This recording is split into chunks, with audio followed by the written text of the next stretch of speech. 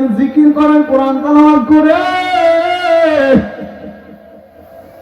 তাইলে এর চাইতে শ্রেষ্ঠ অঙ্গ আর হতে পারে না। লোকমান হাকিমের মুনি ডাকছে, এই লোকমান, এদিকে আসো, তোমার সাথে আমার কিছু কথা আছে। মনিক বলেন, কি কথা?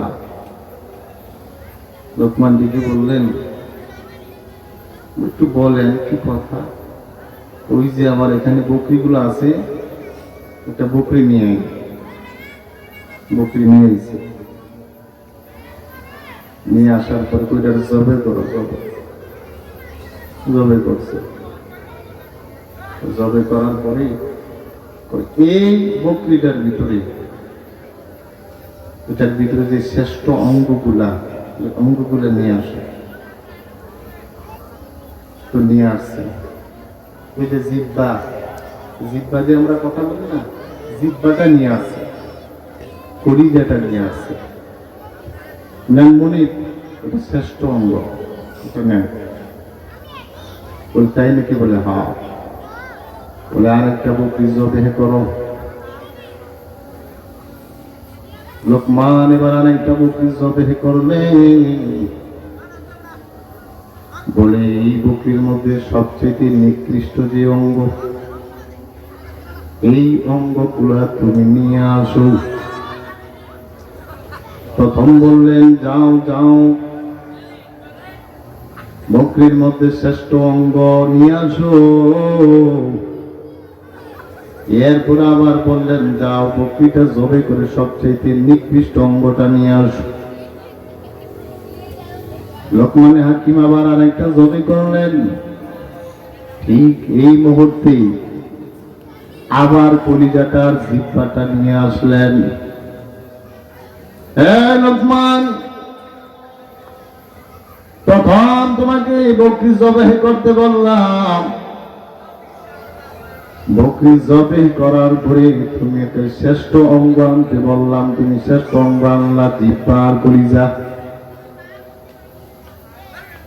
আবার তোমাকে বকরি জবেহ করতে বললাম, নিকৃষ্ট অঙ্গগুলো আনতে বললাম, তুমি আবার নিয়ে আসলা এই জিহ্বা আর কলিজা। ব্যাপারটা কি? লোকমান আলাইহিস সালাতু ওয়াস সালাম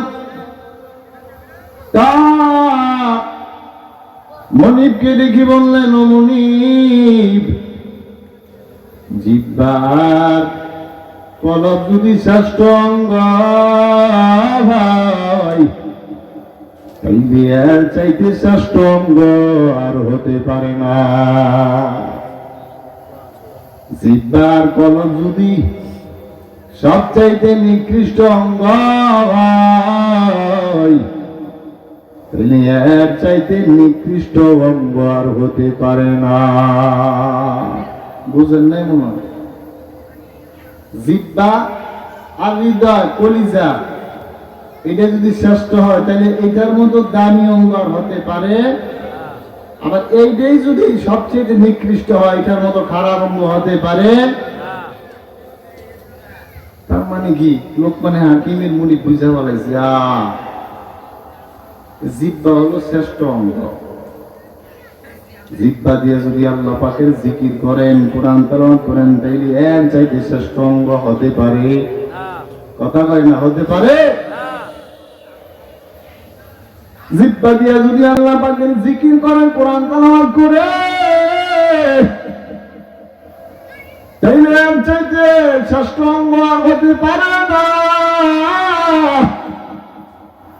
জিহ্বার কলব দিয়া যদি মানুষকে গালি দেয়, মানুষের সাথে খারাপ আচরণ করি, চগলখড়ি করে, তাইলে এর চাইতে নিকৃষ্ট অঙ্গ আর হতে পারে না। গালি দেয়নি আমরা? আজকে কোনটা গালি দেয়নি? ওরে গালি রে গালি, খাইছেও গালি দেয়, আবার দেখা গেছে ঝগড়ার মাধ্যমেও গালি দেয়। একটু মজাই না করলাম, গালি দিছে, আরে ভাই গালি আপনি মজা করে দেন আর জিম্মে দেন, গালি তো গালি, কবিরা গুনাহ। কি গুনাহ? ওরা হাসপুরে দেন আর একটু মজা করে দেন, জিম্মে দেন, আপনি কবিরা গুনাহ অর্জন করছেন মিয়া। আর একটা কবিরা গুনাহ অর্জন করার কারণে 7,000 বছর আপনার জাহান্নামের আগুনে জ্বলতে হবে। কয় হাজার বছর? দুনিয়ার আগুনের মধ্যে একটা মোমবাতির আগুনের মধ্যে তো হাত রাখা সম্ভব না। আপনি জাহান্নামের আগুন কেমনে জ্বলবেন? 7,000 বছর, 7,000 বছর। মুহতারাম হাজরিন, এই জবান দিয়া যা ইচ্ছা তা বলা যাবে না। এই জবান দিয়া উলামায়ে কেরামের বদনাম করা যেত না। এই জবান দিয়া মা বাবার সাথে খারাপ আচরণ করা যাবে না। লোকমান হাকিম বুঝাইতেছেন যে এই জবান হলো শ্রেষ্ঠ অঙ্গ, আবার এই জবান হলো সবচেয়ে নিকৃষ্ট অঙ্গ। সন্তানকে নসিহত করছে 10টা, কয়টা? কথা কয় না, কয়টা? আজান হয়ে গেছে তো, আজান এই অবস্থায় কথা বলা ঠিক হইতো না, তো মুখতাসার আকারে কথা বললাম। নসিহা করছে 10টা, 10টা নসিহত সবগুলো তো বলা সম্ভব না। 1 নাম্বার নসিহা করছে তার সন্তানকে তাওহীদের শিক্ষা দিয়েছে। বাবা একাত্মবাদকে বিশ্বাস কর, আল্লাহকে বিশ্বাস কর। আল্লাহ কয়জন? জোরে কোন কয়জন? আল্লাহ একজন। এই লোকমানে হাকিম তাওহীদের শিক্ষা দিয়েছে। বাবা আল্লাহ সর্বশ্রেষ্ঠ, আল্লাহর উপরে আর কেউ নাই। সাবধান, কোনদিন শিরিকের কাছেও যাবি না, শিরিকের গন্ধ যেন তোর কাছে না আসে। 2 নাম্বারের পরে এই লোকমানে হাকিমের নসিহত আল্লাহ শুনি না, আল্লাহ এরপরে বলে দেয়, এ শোনো, তোমরা যারা আছো মা বাবার প্রতি ভালো আচরণ করবা, খারাপ আচরণ করবা না। 3 নাম্বার লোকমানে হাকিম তার সন্তানকে নসিহত করে, বাবা ও কলিজার টুকরা সন্তান, ও আমার প্রাণপ্রিয় সন্তান, দুনিয়ার জমিনের মধ্যে, আসমানের নিচের জমিনের উপরে তুমি যা করো, ভালো একটা কাজও যদি করো, খারাপ একটা কাজও যদি করো, দুনিয়ার সবাইকে ফাঁকি দিতে পারবা, কিন্তু আল্লাহকে ফাঁকি দেওয়া যাবে, সবাইকে ফাঁকি দেওয়া যাবে, আল্লাহকে ফাঁকি দেওয়া যাবে না।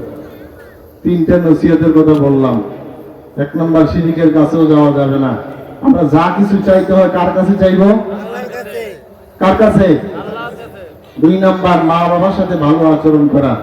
ইনশাআল্লাহ আমার মৃত্যু পর্যন্ত, যতদিন পর্যন্ত মা বাবা বেঁচে থাকে তার সাথে ভালো আচরণ করব। 3 নাম্বার আমার চোখের সামনে যত গুনাহ, গুনাহকে গুনাহ মনে করা, যে আল্লাহ একটা গুনাহের শাস্তি আমার ভোগ করার ক্ষমতা নাই, ভাই আল্লাহ জাহান্নামের আগুন সহ্য করার আমার ক্ষমতা নাই, তবে তোমাকে ভয় পাই, গুনাহ ছাইরা দিলাম। আল্লাহ তাআলা আমাদের সবাইকে বুঝার তৌফিক দান করুন। ওয়া আখিরি দাওয়ানা আলহামদুলিল্লাহি রাব্বিল আলামিন।